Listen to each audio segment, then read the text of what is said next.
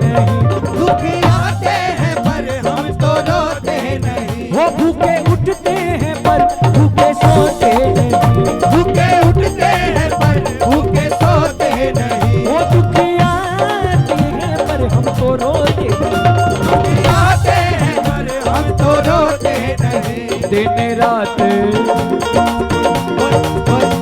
दिन रात खबर ले रहा है। दिन रात खबर ले रहा है। वो नसीबों से ज्यादा दे रहा है। दिन रात खबर ले रहा है। वो नसीबों से ज्यादा दे रहा है। बिन पानी के वो नसीब। आप में से कितनों के घर में लड्डू गोपाल है? दोनों हाथ पर गए। क्या बात है, वाह।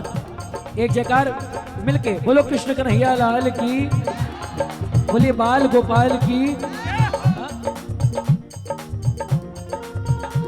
वजन बढ़ गया भैया, यहां तक महसूस हो रहा। देखो लड्डू गोपाल अगर ऐसे बात करें तो घर का सबसे छोटा सदस्य है ना, लेकिन सबसे ज्यादा शरीफ, सबसे पोलाइट, पेशेंस उन्हीं के अंदर। कैसे? जब आप उठाते हो तब उठता है, जब आप सुलाते हो तब सोता है, जो आप खिलाते हो वो खाता है, जो आप पहनाते हो वो, है ना। लेकिन पूरे घर का सबसे मजबूत सदस्य, सबसे पावरफुल, शक्तिशाली सदस्य वो है। ये तब पता चलता है जब आपके घर पे मुसीबत आती है, घर पे कोई तकलीफ आ जाए। अगर आपको विश्वास है लड्डू गोपाल पर, अगर आप नित्य नियम से उसकी सेवा करते हैं,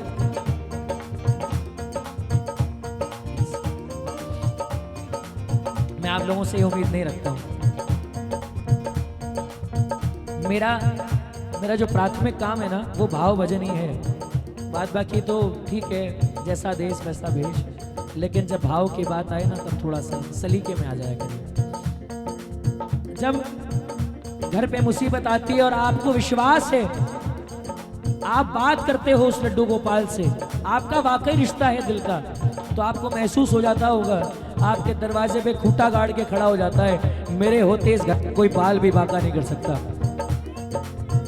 ये है। अब जब भगत वृंदावन जाता है, कहाँ गई हमारी वो बहन जो जिसने डिमांड किया था, ये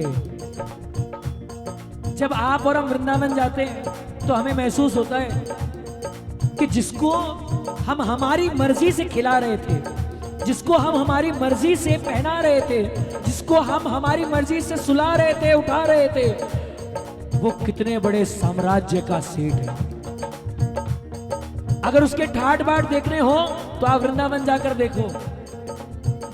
हाय हाय, वृंदावन में जाकर एक बात महसूस होगी आपको कि धरती पर ऐसी कोई चीज नहीं बनी जो ठाकुर जी के एड्रेस पे डिलीवर ना हो।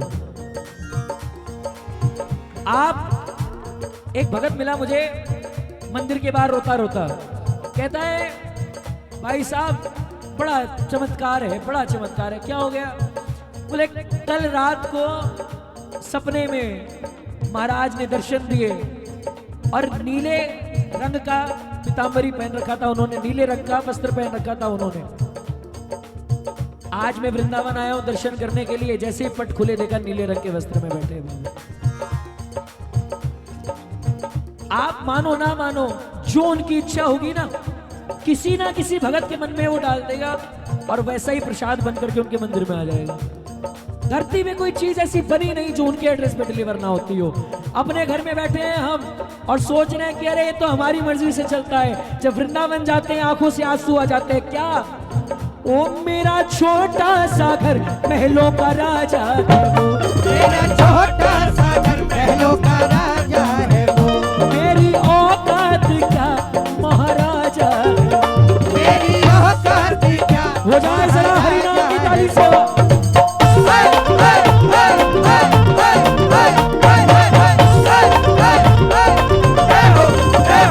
मेरा छोटा सा घर महलों का राजा, मेरा छोटा सा घर महलों का राजा है वो, मेरी औकात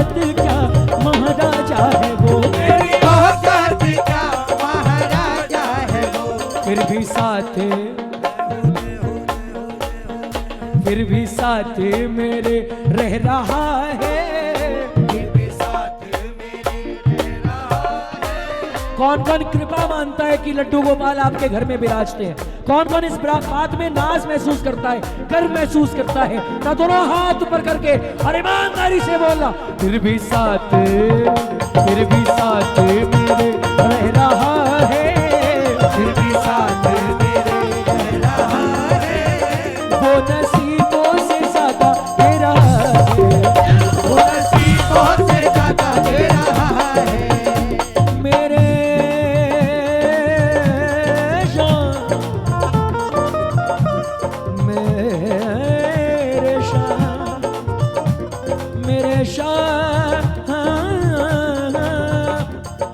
बनवारी बनवारी बनवारी दीवाने बड़े से बनवारी दीवाने बड़े से बड़े।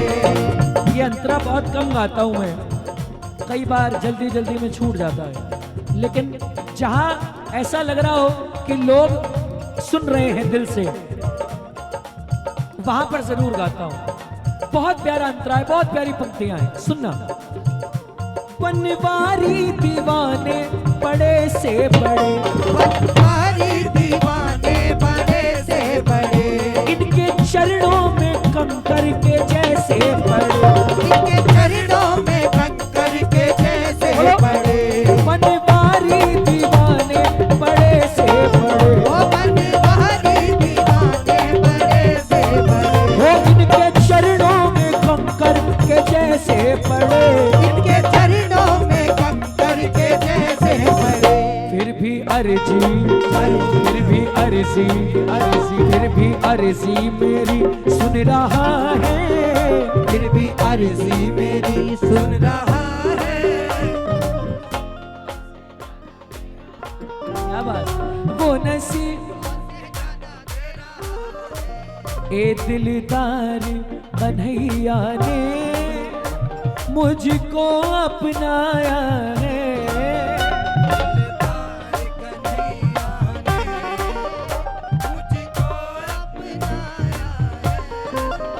रस्ते से उठा करके सीने से लगाया।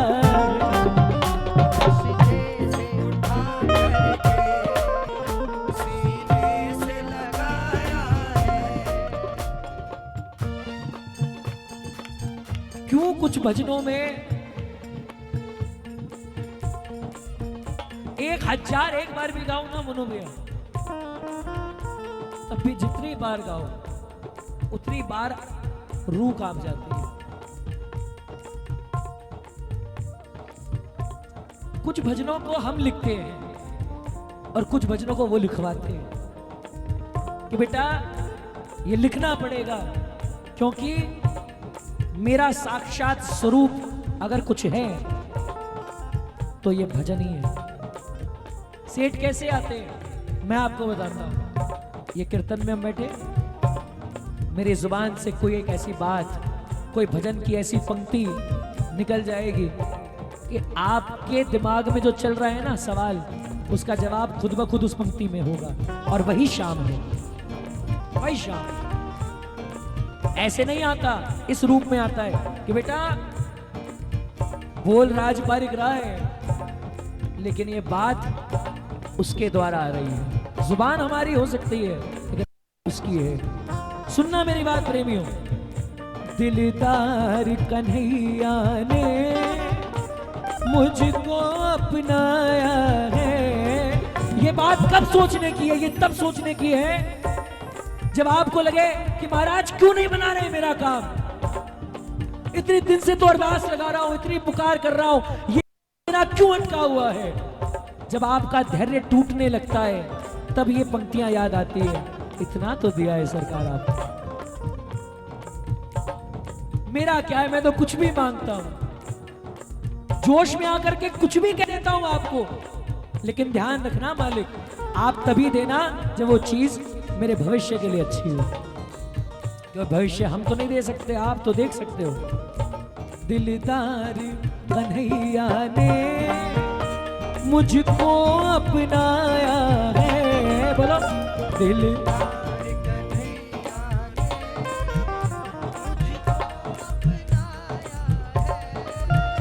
रस्ते से उठा करके सीने से। सुनना, खाटू चला तो जाऊं पर ये मसला है, खाटू चला तो जाऊं पर ये मसला है, कहां से हिम्मत लाऊंगा उन्हें सूरत दिखाने की। खाटू चला तो जाऊं पर ये मसला है, कहां से हिम्मत लाऊंगा उन्हें सूरत दिखाने की। चरणों से जाऊंगा तो सीने से लगा लेंगे वो मुझको, बाबा को तो आदत ठुकराने की। दयालु हो आप महाराज। ए जी हमको तो आसरा है, हमको तो आसरा है।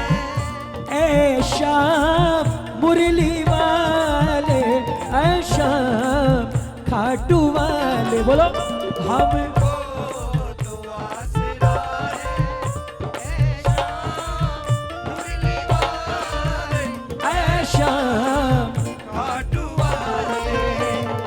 तो से यो मंदिर ना छूटे, मोह से यो घर तो से यो मंदिर ना छूटे, मोह से यो घर। हम दोनों को वो मिल जाए जिसको जो दरकार, अगर तू घर आ जाए तो घर मंदिर बन जाए, अगर तू घर आ जाए तो घर मंदिर बन जाए। मंदिर पे तेरे बाबा हक ना हमारा, मंदिर पे तेरे बाबा हक ना हमारा, मगर मेरे घर पे बाबा हक है तुम्हारा, मगर मेरे घर पे बाबा हक है तुम्हारा। जहाँ जहाँ पर तुम बैठोगे, जहाँ पर तुम बैठोगे, जहाँ जहाँ पर तुम बैठोगे, जहाँ जहाँ पर तुम बैठोगे, वहीं लगे दरबार। और हम दोनों को वो मिल जाए जिसको जो कर का, अगर तू घर आ जाए तो घर मंदिर बन जाए।